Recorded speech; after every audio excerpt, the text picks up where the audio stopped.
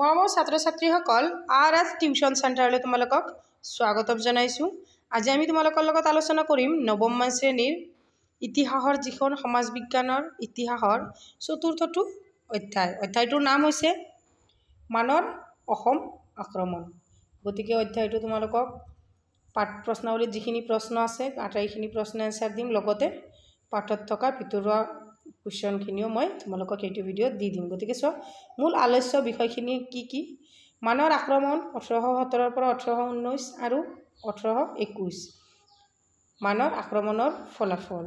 আকৌ প্ৰথম ইংগ-বাৰ্মা যুদ্ধ আৰু ইয়াণ্ডাবু সন্ধি।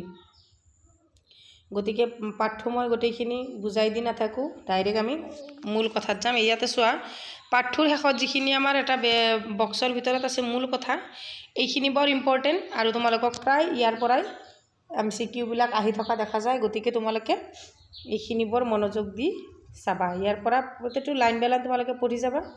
ইয়াতে শ্বৰ্ট কুৱেশ্যনবিলাক সোমাই আছে। গতিকে চোৱা, এতিয়া আমি অনুশীলনীৰ কুৱেশ্যনখিনি, এইটো পেজ ভালকৈ উঠা নাই, এইটো চোৱা। অনুশীলনীত যিখিনি কুৱেশ্যন আছে অতি চমু উত্তৰ দিয়া, লগতে 2 নং শুদ্ধ উত্তৰটো বাছি উলিওৱা, ৰচনাধৰ্মী প্ৰশ্ন। এই আটাইখিনি প্ৰশ্ন তোমালোকক মই আকৌ চমু টকাও আছে, গোটেইখিনি প্ৰশ্ন এইটো ভিডিঅ'ত দি দিম। গতিকে ভিডিঅ'টো অলপ দীঘল হ'লে তোমালোকে স্কিপ নকৰাকৈ প্ৰথমৰ পৰা শেষলৈ চাই যোৱা। অতি চমু উত্তৰ দিয়া। 1784 চনত মান ৰজা বডৌপায়াৰ আমলত মানসকলে কোন দেশ জয় কৰিছিল? কোনখন দেশ জয় কৰিছিল? এনচাৰত লিখিবে যে 1784 চনত মান ৰজা বডৌপায়াৰ আমলত মানসকলে আৰাকান দেশ জয় কৰিছিল। মনত ৰাখিবা, এইটো হৈছে আৰাকান দেশ। তাৰে পিছৰ প্ৰশ্নটো চোৱা, এইবিলাক শ্বৰ্ট টাইপ কুৱেশ্যন, এইবিলাকৰ পৰা MCQও হ'ব পাৰে। মান আৰু ব্ৰিটিছৰ মাজত কেতিয়াৰ পৰা শত্ৰুতা সৃষ্টি হৈছিল? এইটোত লিখিবা যে 1824 চনৰ খ্ৰীষ্টাব্দৰ 5 মাৰ্চৰ পৰা শত্ৰুতা সৃষ্টি হৈছিল। তাৰে পিছত 3 নম্বৰ প্ৰশ্নটো চাবা, মানৰ উপদ্ৰৱত থাকিব নোৱাৰি শ্ৰীহট্টলৈ পলাই যোৱা কাছাৰৰ ৰজাজনৰ নাম কি আছিল? নাম আছিল গোবিন্দ সিংহ। মনত ৰাখিবা, এইটো হৈছে গোবিন্দ সিংহ। তাৰে পিছৰ প্ৰশ্নটো চোৱা, কোন যুদ্ধত আহোমৰ পৰাজয়ৰ বাতৰি পাই পূৰ্ণানন্দ বুঢ়াগোহাঁইৰ মৃত্যু হৈছিল? এইটো হৈছে ঘিলাধাৰীৰ যুদ্ধত আহোমৰ পৰাজয়ৰ বাতৰি পাই পূৰ্ণানন্দ বুঢ়াগোহাঁইৰ মৃত্যু হৈছিল। বৰ ইম্পৰ্টেণ্ট কুৱেশ্যন, মনত ৰাখিবা। আৰু মোৰ মৰমৰ ছাত্ৰ-ছাত্ৰীসকল, তোমালোকে যদি মোৰ ইয়াৰ আগৰ ভিডিঅ'বোৰ চোৱা নাই, গৈ চাই ল'বা। আৰু চেনেলটো যদি ছাবস্ক্ৰাইব কৰা নাই, ছাবস্ক্ৰাইব কৰিবা। আৰু কমেণ্ট ছেকশ্যনত তোমাৰ নামটো লিখি পঠিয়াবা। তাৰপিছত 5 নম্বৰটো চোৱা, বৈশালী হুকুম কি? বদনৰ লগত মান সৈন্যৰ সৈতে 2জন বিশেষ মান লিপিকাৰো আহিছিল। তেওঁলোক 2জনে বদনৰ নেতৃত্বত অহা মানৰ সামৰিক অভিযানৰ বিষয়ে একোটাকৈ টোকা লিখি থৈ গৈছে। তাৰে ভিতৰত এটা টোকা হ'ল বৈশালী হুকুম। এতিয়া বুজি পালা? তাৰে পিছৰ প্ৰশ্নটো চোৱা, বৈশালী মুং দুন চুন খাম কি? বৈশালী মুং দুন চুন খাম কি? বদনৰ লগত মান সৈন্যৰ সৈতে 2জন বিশেষ মান লিপিকাৰো আহিছিল। তেওঁলোকে 2জনে বদনৰ নেতৃত্বত অহা মানৰ সামৰিক অভিযানৰ বিষয়ে একোটাকৈ টোকা লিখি থৈ গৈছে। তাৰ ভিতৰত এটি টোকা হৈছে বৈশালী মুং দুন চুন খাম। এতিয়া বুজি পালা? মনত ৰাখিবা, ইম্পৰ্টেণ্ট কুৱেশ্যন। তাৰপিছত 7 নম্বৰ প্ৰশ্নটো চোৱা, বদন চন্দ্ৰৰ সৈতে মান সৈন্য আহোঁতে অসমৰ প্ৰধানমন্ত্ৰী কোন আছিল? Most important question. বদন চন্দ্ৰৰ সৈতে মান সৈন্য আহোঁতে অসমৰ প্ৰধানমন্ত্ৰী আছিল পূৰ্ণানন্দ বুঢ়াগোহাঁই। তাৰে পিছৰ প্ৰশ্নটো চোৱা, বদন চন্দ্ৰই কিমান মান সৈন্য লগত আনিছিল? এইটো হৈছে বদন চন্দ্ৰই 8000 মান সৈন্য লগত আনিছিল। তাৰে পিছৰ প্ৰশ্নটো চোৱা, বদন চন্দ্ৰই অসমত সোমায়েই কিমান অতিৰিক্ত সৈন্য গোটাইছিল? বদন চন্দ্ৰই অসমত সোমায়েই 8000 অতিৰিক্ত সৈন্য গোটাইছিল। তাৰে পিছত লিখিবা, বদন চন্দ্ৰক চন্দ্ৰকান্ত সিংহই কি উপাধিৰে প্ৰধানমন্ত্ৰী পাতিছিল? এইটো এনচাৰত লিখিবা, বদন চন্দ্ৰক চন্দ্ৰকান্ত সিংহই মন্ত্ৰী বৰফুকন উপাধিৰে প্ৰধানমন্ত্ৰী পাতিছিল মনত ৰাখিবা 11 নম্বৰ প্ৰশ্নটো চোৱা মানৰ আক্ৰমণ কোন কোন চনত হৈছিল মানৰ আক্ৰমণ 1817 1819 1821 চনত হৈছিল তাৰে পিছৰ প্ৰশ্নটো চোৱা 12 নম্বৰ কোন চনত বদন চন্দ্ৰক হত্যা কৰা হৈছিল ইম্পৰ্টেন্ট কোৱেশ্চন এটো হৈছে 1818 চনত এটো মনত ৰাখিবা তাৰে পিছৰটো চোৱা শুদ্ধ উত্তৰটো বাছি উলিওৱা ইয়াৰে যেটো শুদ্ধ হেতু তোমালোকে বাছি উলিয়াব লাগিব 1816 1817 1818 চনত মানসকলে অসম আভ্যন্তৰীণ ৰাজনীতিক হস্তক্ষেপ কৰিছিল এটো হৈছে 1817 চনত শুদ্ধ আনসাৰটো 1817 তাৰে পিছত বাকিখিনি লিখি যাবা এইখিনি যিখিনি দিয়া আছে প্ৰশ্ন তাৰে পিছত 2 নম্বৰটো চোৱা জগন্নাথ ঢেকিয়াল ফুকন বদন চন্দ্ৰ বৰফুকন চন্দ্ৰকান্ত বুঢ়াগোহাঁই ৰুচিনাথ বুঢ়াগোহাঁই ভাতৃ আছিল জগন্নাথ ঢেকিয়াল ফুকন ৰুচিনাথ বুঢ়াগোহাঁই ভাতৃ আছিল এটো ৰুচিনাথ বুঢ়াগোহাঁই হ'ব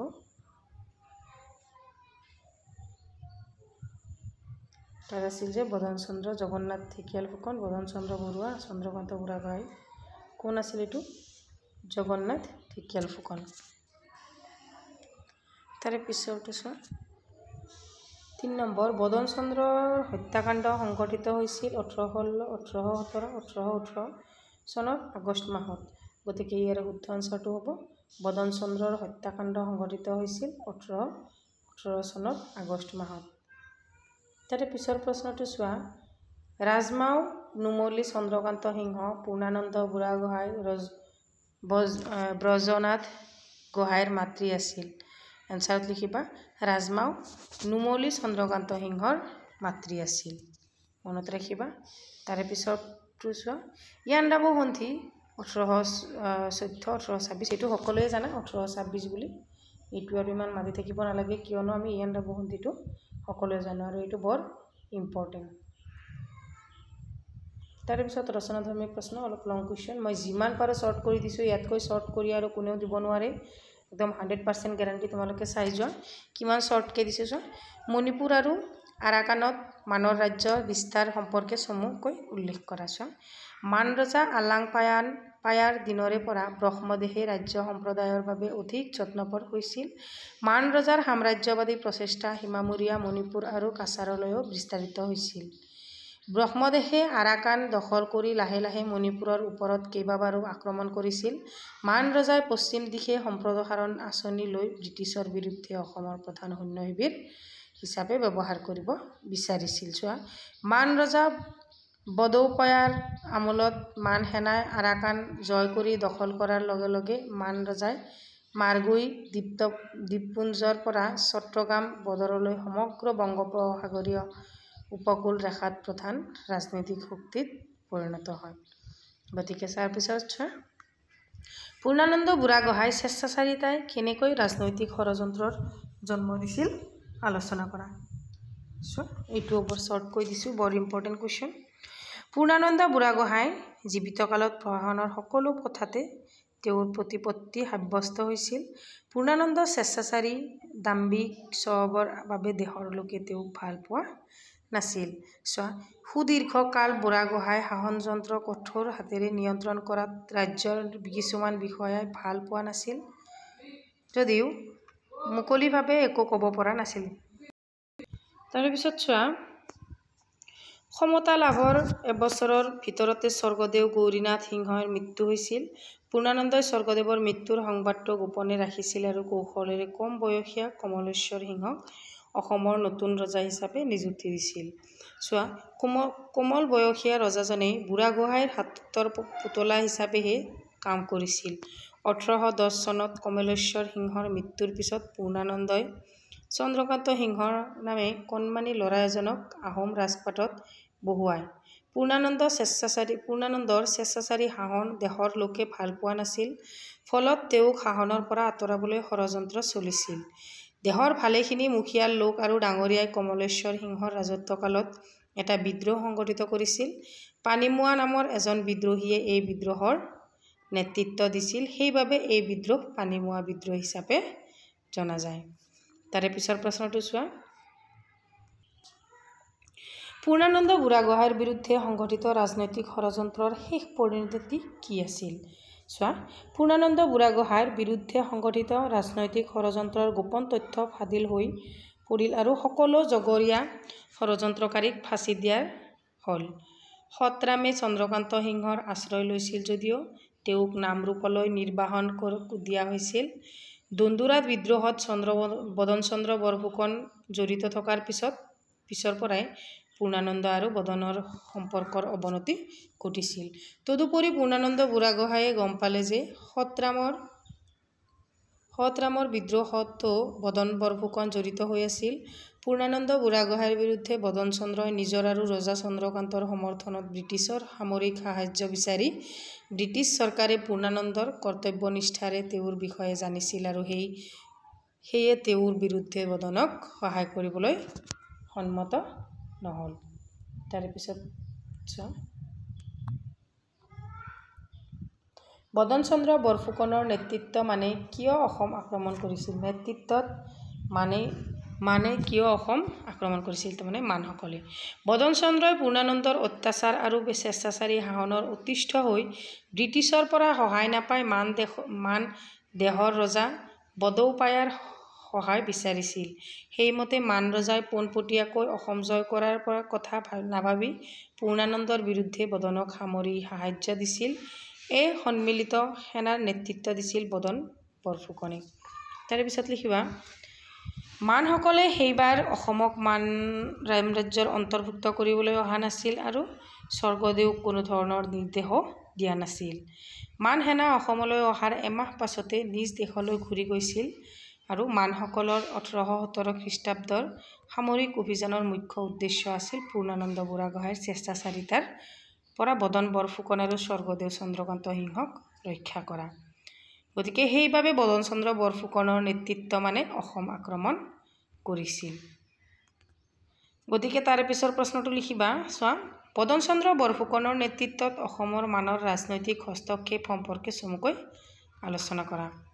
চোৱা, বদন বৰফুকনে বডৌপায়াৰ সহায় লৈ 8,000 মান সেনা আৰু বাটত মানৰ কৰতলীয়া ৰজা কেইজনমানৰ পৰা 8,000 মুঠ 16,000 সৈন্য লৈ পাটকাই পথেদি অসম সোমাল। মানৰ আক্ৰমণ ৰোধ কৰিবলৈ পূৰ্ণানন্দ বুঢ়াগোহাঁইয়ে দামান গগৈ আৰু হাও বৰাৰ নেতৃত্বত এটি সৈন্যবাহিনী প্ৰেৰণ কৰিছিল। কিন্তু বদনৰ নেতৃত্বত অহা মানৰ সেনাৰ হাতত তেওঁলোকৰ ঘিলাধাৰীৰ যুদ্ধত পৰাজিত হয়। ঘিলাধাৰীত পূৰ্ণানন্দই পঠিওৱা সেনাবাহিনীৰ পৰাজয়ৰ বাতৰি পায়েই তেওঁ মৃত্যুৰ মুখত পৰে। তেওঁৰ পুত্ৰ ৰুচিনাথক বুঢ়াগোহাঁইৰ পদত অধিষ্ঠিত কৰা হয়। ৰুচিনাথৰ গাত দেউতাকৰ গুণ নাছিল। এই চৰম বিপৰ্যয়ৰ দিনত আহোমক নেতৃত্ব দিব পৰা আন কোনো বিষয়াও নাছিল। চোৱা, মানসকলক ভেটা দিবলৈ ঠিক কৰা হ'ল।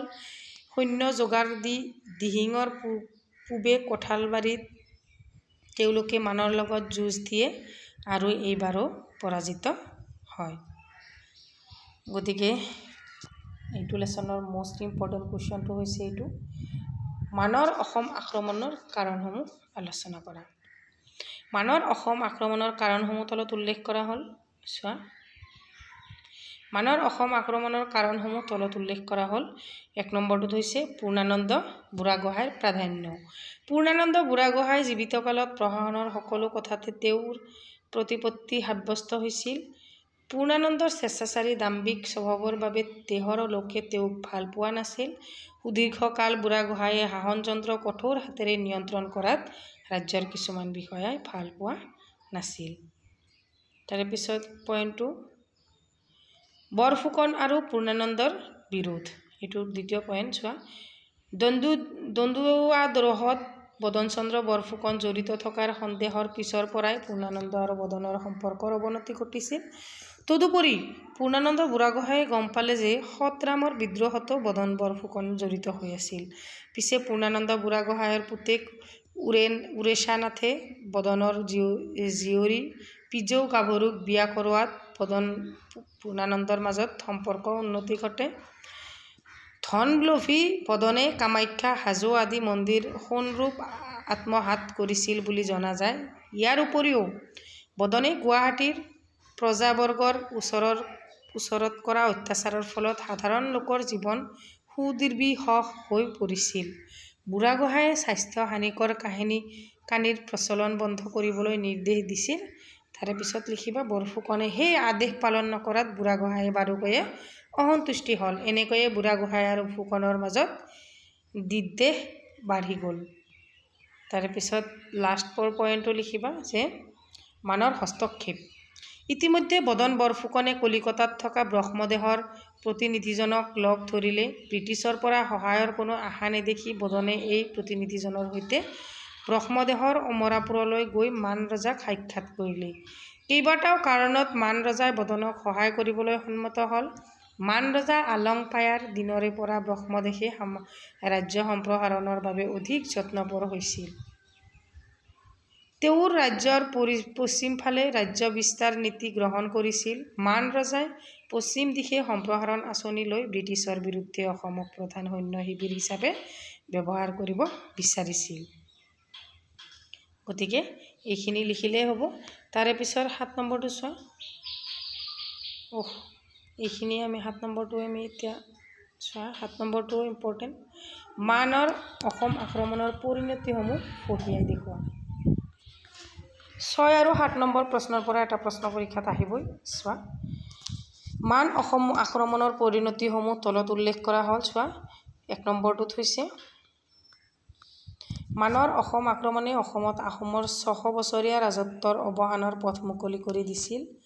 2 নম্বৰ পইণ্টত লিখিবা আহোম স্বৰ্গদেউসকল অস্থায়ীভাৱে হ'লেও ব্ৰহ্মদেশৰ ৰজাৰ তলতীয়া হৈ পৰিছিল। 3 নম্বৰটো আহোম ৰজাজন নামতহে ৰজা হৈ আছিল। তেওঁলোকৰ হাতত যি সামৰিক শক্তিৰ প্ৰয়োজন আছিল সকলোখিনি প্ৰায় শেষ হৈ আহিছিল। ৰাজনৈতিক অস্থিৰতাৰ সৃষ্টি হৈছিল। সিংহাসন প্ৰাপ্তিৰ বাবে চলা আভ্যন্তৰীণ সংঘাতে আহোম ৰাজতন্ত্ৰক দুৰ্বল কৰি পেলাইছিল। উপায় নাইকিয়া হৈ চন্দ্ৰকান্ত সিংহ বংগদেশৰ ব্ৰিটিছ সাম্ৰাজ্যলৈ পলাই গৈছিল আৰু পূৰ্ণানন্দ সিংহয়ো ব্ৰিটিছ ৰাজ্যত আশ্ৰয় লৈ আছিল। দেশৰ ডাঙৰীয়াসকলে দেশ ৰক্ষা কৰাত সহায় কৰিব নোৱাৰিলে। মানৰ আক্ৰমণে অসম উৱলি যোৱা শাসন ব্যৱস্থা নিঃশেষ কৰি পেলালে। তাৰে পিছত 8 নম্বৰটো চোৱা। কোনটো বিদ্ৰোহক পানীমোৱা বিদ্ৰোহ বুলি কোৱা হয়? এইটো বৰ ইম্পৰ্টেণ্ট কুৱেশ্যন। 1810 চনত কমলেশ্বৰ সিংহৰ মৃত্যুৰ পিছত, কিমান চনত কমলেশ্বৰ সিংহৰ মৃত্যু হৈছিল এইটো তোমালোকে ইয়াৰ পৰাই নোট ডাউন কৰি মনত ৰাখি যাবা। 1810 চনত মৃত্যুৰ পিছত পূৰ্ণানন্দই চন্দ্ৰকান্ত সিংহ নামে কণমানি ল'ৰা এজনক আহোম ৰাজপাটত বহুৱাই পূৰ্ণানন্দৰ স্বেচ্ছাচাৰী শাসনৰ দেশৰ লোকে ভাল পোৱা নাছিল। ফলত তেওঁক শাসনৰ পৰা আঁতৰাবলৈ ষড়যন্ত্ৰ কৰিছিল।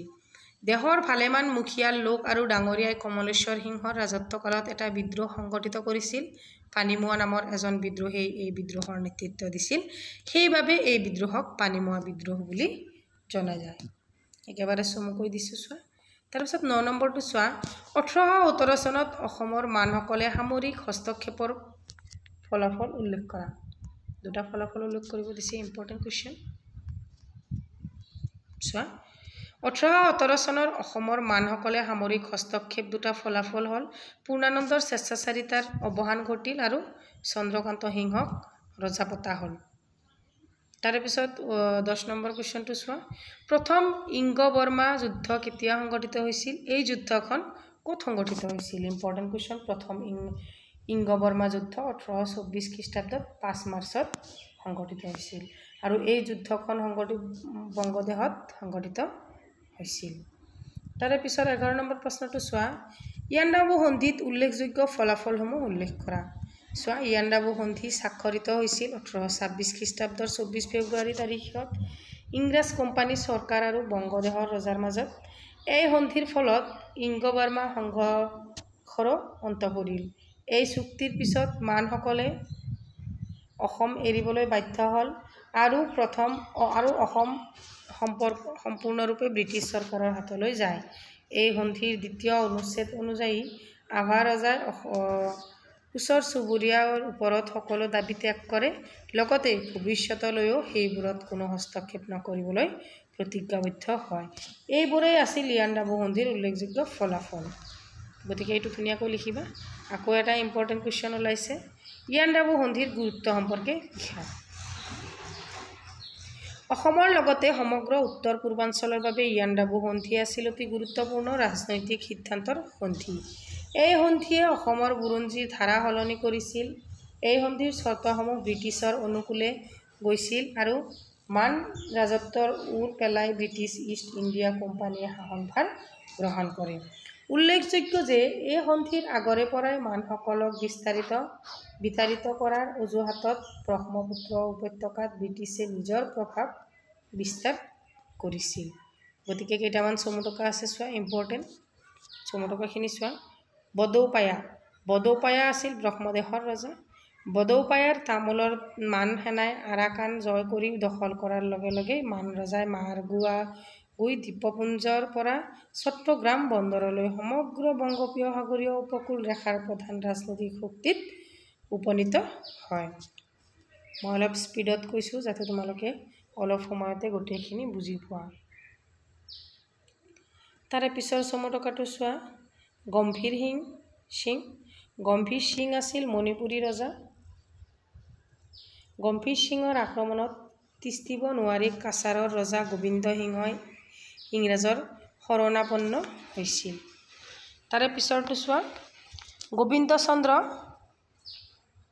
গোবিন্দ চন্দ্ৰ কাছাৰৰ ৰজা আছিল। তেওঁ মণিপুৰৰ ৰজা গম্ভীৰ সিংহৰ আক্ৰমণ তিষ্ঠিব নোৱাৰি ইংৰাজৰ শৰণাপন্ন হৈছিল। আকৌ দামান গগৈ, মানৰ আক্ৰমণ ৰোধ কৰিবলৈ পূৰ্ণানন্দ বুঢ়াগোহাঁয়ে পঠোৱা আহোম সেনাপতি। এওঁ খিলাধাৰীৰ যুদ্ধত মুখ্য সেনাপতিসকলৰ মাজত এওঁ আছিল মুখ্য। খিলাধাৰী যুদ্ধৰ এজন আহোম সেনাপতি আছিল যাক পূৰ্ণানন্দ বুঢ়াগোহাঁয়ে খিলাধাৰী যুদ্ধৰ বাবে মুখ্য সেনাপতি হিচাপে নিয়োগ কৰিছিল। ঘ নম্বৰটো চোৱা, খিলাধাৰীৰ যুদ্ধ। মানৰ আক্ৰমণ ৰোধ কৰিবলৈ পূৰ্ণানন্দ বুঢ়াগোহাঁয়ে দামান গগৈ আৰু হাও বৰাৰ নেতৃত্বত এটি সৈন্যবাহিনী প্ৰেৰণ কৰিছিল। কিন্তু বদনৰ নেতৃত্বত এটি সৈন্যবাহিনী প্ৰেৰণ কৰিছিল কিন্তু বদনৰ নেতৃত্বত অহা মান সেনাৰ হাতত তেওঁলোকে খিলাধাৰীৰ যুদ্ধত পৰাজিত হয়।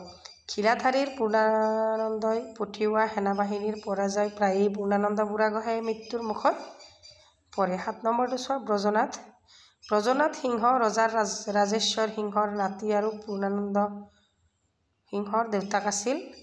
পূৰ্ণানন্দ সিংহ ব্ৰজনাথ সিংহৰ পুত্ৰ আছিল। ব্ৰজনাথ সিংহৰ অংগক্ষত হোৱা বাবে পুতেক পুৰন্দৰক ৰজা পতা হৈছিল। ৯ নম্বৰ চমুটকাটো চোৱা, লুকু ডেকা ফুকন। চন্দ্ৰকান্ত সিংহই লুকু ডেকা ফুকনৰ নেতৃত্বত ৰুচিনাথৰ বিৰুদ্ধে এটা সৈন্যবাহিনী প্ৰেৰণ কৰি নিজে ৰংপুৰলৈ আঁতৰি গৈছিল। লুকু ফুকন চন্দ্ৰকান্ত সিংহই পঠোৱা সৈন্যবাহিনীটোৰ সেনাপতি আছিল। চন্দ্ৰকান্ত সিংহই প্ৰেৰণ কৰা উক্ত সেনাবাহিনীটো ৰুচিনাথৰ হাতত পৰাভূত হোৱাৰ লগতে সেনাপতি লুকু ডেকা ফুকন ৰণত নিহত হয়। তাৰে পিছৰ চমুটকাটো চোৱা, আলুমিংগী। মদন চন্দ্ৰ বৰফুকনৰ হত্যাৰ পোতক তুলিবলৈ আৰু চন্দ্ৰকান্তক পুনৰ সিংহাসনত বহুৱাবলৈ আলমগীৰ নেতৃত্বত ব্ৰহ্মৰজাই ১৮১৯ খ্ৰীষ্টাব্দত এটি সৈন্যবাহিনী পঠাই দিয়ে। ৰজা পুৰন্দৰ আৰু ৰুচিনাথৰ বুঢ়াগোহাঁই গুৱাহাটীলৈ পলাই গ'ল। চন্দ্ৰকান্তই পুৰন্দৰক ধৰিবলৈ গুৱাহাটীলৈ সৈন্য পঠোৱা বুলি জানি পুৰন্দৰ আৰু ৰুচিনাথে বংগদেশলৈ গৈ ইংৰাজৰ আশ্ৰয় ল'লে। মিংগী মাহা তিলৱাৰৰ নেতৃত্বত এদল মান সেনা চন্দ্ৰকান্তৰ সহায়ৰ কাৰণে আশী আলমগীৰি ব্ৰহ্মদেশলৈ উভতি যায়। তাৰে পিছৰ চমুটকাটো চোৱা, দৱনীয়া। ১৮২১ চনৰ পৰা ১৮২৫ চনলৈকে এই সময়ছোৱাত মানৰ দিন বুলি কোৱা হয়। মান সেনাৰ লুটপাট কটামৰা পাশবিক অত্যাচাৰৰ কবলত টিকিব নোৱাৰি অসমীয়া মানুহ ভোকনীয়া হৈ দিহিঙে দিপাঙে যাব লগা হৈছিল। ইয়াক বুৰঞ্জীত মান ভগনৰ দিন বোলে। মানৰ আক্ৰমণৰ সময়ত সুবিধা বুজি বহুতো ধনৱান অসমীয়া লোকে মানৰ ভেষজন ধৰি অসমীয়া মানুহৰ ওচৰত অত্যাচাৰ চলাইছিল। তেওঁলোককে দৱনীয়া বা ছদ্মবেশী নাম বোলা হয়। তাৰে পিছৰটো 12 নম্বৰটো হৈছে ইয়াণ্ডাবু সন্ধি। 1826 খ্ৰীষ্টাব্দত এইটো চমতক আহিব পাৰে। 1826 খ্ৰীষ্টাব্দৰ 24 ফেব্ৰুৱাৰী তাৰিখে ইয়াণ্ডাবু নামে ঠাইত ইংৰাজ কোম্পানী চৰকাৰ আৰু ব্ৰহ্মদেশৰ ৰজাই সন্ধিপত্ৰত স্বাক্ষৰ কৰে। এয়ে আছিল ইয়াণ্ডাবু সন্ধি, জৰিয়তে প্ৰথম ইংগ-বাৰ্মা যুদ্ধৰ সামৰণি লৈছিল। ইয়াণ্ডাবু সন্ধিৰ চৰ্তসমূহ আছিল: 1 নম্বৰটো, মান ৰজাই যুদ্ধৰ ক্ষতিপূৰণৰ বাবদ কোম্পানীক 1 কোটি টকা পৰিশোধ কৰিব লাগিব। 2 নম্বৰটো, আৰাকান আৰু টেনাচেৰিম প্ৰদেশ ব্ৰিটিছৰ হাতলৈ যাব। 3 নম্বৰটো, অসম, কাছাৰ আৰু জয়ন্তীয়া ৰাজ্যত মানসকলে কোনো ধৰণৰ হস্তক্ষেপ কৰিব নোৱাৰিব। 4 নম্বৰটো হৈছে মানসকলে মণিপুৰৰ ৰজা গম্ভীৰ সিংহক ৰজা মানিবলৈ গাত নলয়। গতিকে আজিৰ ভিডিঅ'টো চাই কেনেকুৱা পালা কমেণ্ট ছেকশ্যনত জনাবা। যদি ভিডিঅ'টো চাই ভাল পাইছা তেতিয়াহ'লে চেনেলটো ছাবস্ক্ৰাইব কৰি ৰাখিবা। আৰু যদি নৱমমান শ্ৰেণীৰ অসমীয়া, বিজ্ঞান, মেথছ তোমালোকক ভিডিঅ' লাগে তেতিয়াহ'লে মোক কমেণ্ট ছেকশ্যনত জনাবা। আৰু যদি তোমালোকৰ এইটো আগৰ ভিডিঅ'বোৰ চোৱা নাই, গৈ প্লে'লিষ্টত চাই ল'বা। Thank you for ৱাটছ।